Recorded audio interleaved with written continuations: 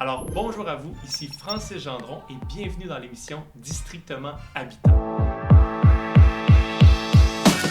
Alors, pour ce faire, je vais être en compagnie de 3 personnes vraiment exceptionnelles. Bonjour à vous. Bonjour. Comment allez-vous? Très bien, merci. Ouais, vraiment bien. Je vais prendre un petit moment pour vous présenter. Bonjour. On a en premier lieu Éline Bonnemain. Comment ça va? Ça va bien. Tu es content d'être là? Oui. Super. Donc, Éline a d'abord contribué pendant 3 ans au développement d'écoquartiers auprès des municipalités en France avant de rejoindre un des plus importants promoteurs immobiliers français.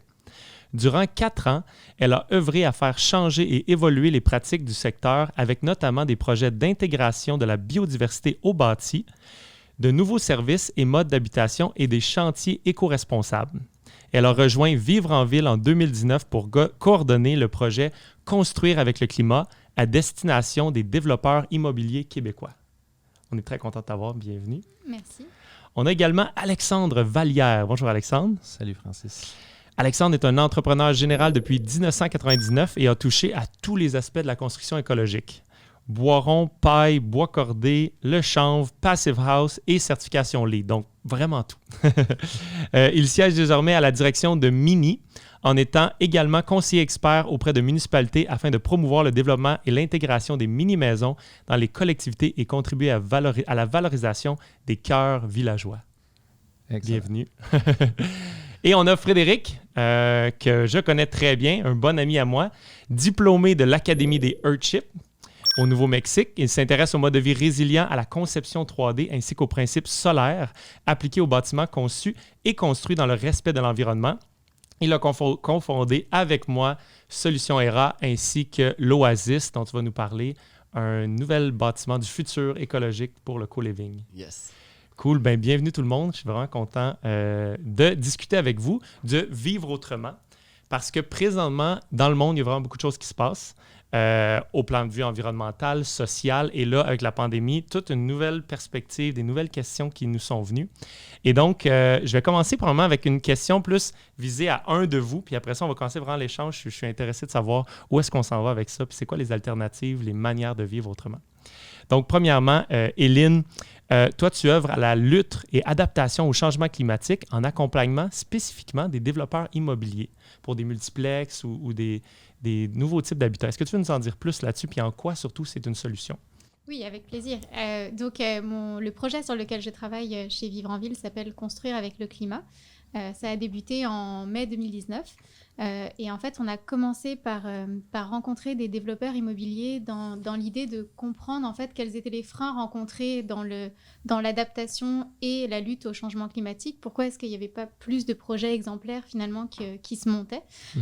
Puis à la suite de cette enquête, on a dressé plusieurs constats, dont un qui est que entre eux, faire des certifications LEED ou des certifications qui sont parfois très ambitieuses en fait, et le plus petit promoteur qui ne sait pas exactement par où commencer, il manque quelque chose en fait. Il manque un peu d'accompagnement et de démocratisation des sujets, puis de formation, etc. Donc on a conçu une plateforme web qui s'appelle construireavecleclimat.org, où là on a recensé un certain nombre de stratégies finalement très simples, mais de stratégies de lutte et adaptation au changement climatique qu'on peut mettre en place. Puis on a recensé également des projets exemplaires pour inspirer puis démontrer aussi que c'est possible. C'est pas seulement et uniquement des grosses opérations en certification qui peuvent être exemplaires. Et puis à la suite de ça, on a choisi d'accompagner 5 développeurs immobiliers, donc de petite taille ou de très petite taille même. Ils sont entre 1 et 10 personnes dans la structure. Oui. Puis on les aide à en fait, mettre en place des mesures de lutte et adaptation au changement climatique sur un de leurs projets. Et dans ce cadre-là, en fait, on commence à créer un outil d'aide à la décision. On s'est rendu compte qu'il y a souvent justement des questions à trancher. Puis en fait, il y a beaucoup de questions qui se posent tout au long du projet. Et donc, on les aide à travers cet outil qu'ils utilisent à la fois au début pour se poser, puis définir quels sont leurs objectifs de lutte et adaptation au changement climatique, quelles vont être mes priorités sur le projet, considérant un peu le contexte du projet, puis mes objectifs, etc. Ensuite, cet outil-là, il est conçu pour pouvoir en discuter avec les professionnels avec lesquels les promoteurs travaillent, donc les architectes, les ingénieurs, tous les professionnels qui vont graviter autour du promoteur, pour les aider en fait à poser les bonnes questions, puis à aller chercher des solutions intéressantes, innovantes ou simplement qui changent de pratique en fait. Puis cet outil se veut vraiment un outil de suivi en fait du début à la fin. Donc c'est là où on en est rendu avec le projet et les promoteurs qu'on accompagne. Puis on apprend beaucoup de cet accompagnement aussi. Puis on commence à avoir pas mal de constats, d'apprentissage. Puis on voit un peu comment on peut faire changer les choses. Ça devient vraiment intéressant. Excellent. Puis, J'ai oui, juste vas-y. une question. Les gens que tu accompagnes, les promoteurs, est-ce que vous construisez comme des développements de petites maisons, de maisons familiales, de condos, c'est quoi le format que vous encouragez? C'est vraiment une bonne question parce que ce que j'oublie de vous mentionner, c'est qu'on s'adresse surtout aux populations vulnérables au changement climatique. Donc, c'est plutôt du logement durable et abordable. Donc, déjà, c'est un facteur, c'est une double combinaison d'enjeux à intégrer qui n'est pas forcément évidente. Puis, c'est vraiment du multi-résidentiel, donc multi-logement. Cool. Ouais. En ville. En centre-ville, ça c'est vraiment le fer de lance de Vivre en Ville.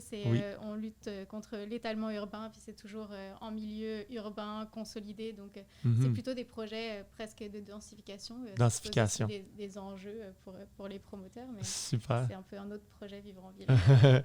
Et puis je suis vraiment curieux parce que je trouve ça très intéressant. Tu dis lutte et adaptation. Oui. Il y a quand même une différence entre les deux, ou je sais pas, c'est comment vous le voyez. Il y a l'aspect résilience et en même temps réduire les CO2, j'imagine.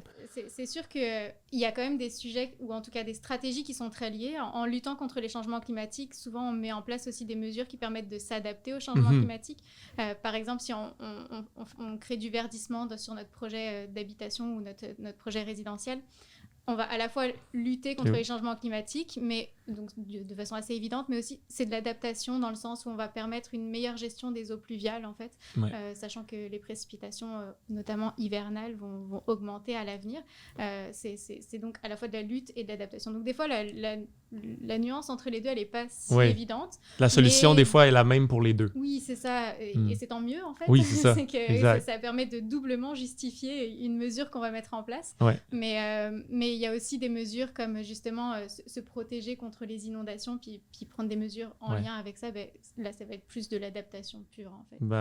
Des fois, le lien est un peu ténu. Puis pour ceux qui sont moins familiers, la lutte, c'est justement de mettre en œuvre des actions pour ralentir ou arrêter les changements climatiques. Exactement. Alors que l'adaptation, c'est en train de se passer. Comment on fait pour adapter nos bâtiments, notre style de vie à ces nouvelles conditions-là qui vont probablement... La résilience. Oui, c'est ça. Oui. Du moins avoir un certain impact exactement, sur notre vie. Exactement. Puis ça nécessite justement d'avoir au moins une petite connaissance de ce que vont être les changements climatiques au Québec. Puis on a commencé par ça avec les développeurs, puis on s'est rendu compte que même moi, en fait, en faisant mes recherches, je connaissais pas exactement vers où on s'en allait avec le climat au Québec. Puis c'est vraiment intéressant de voir justement quelle est la direction qu'on prend pour pouvoir prendre les bonnes mesures aussi s'adapter. Ensuite et mieux s'adapter.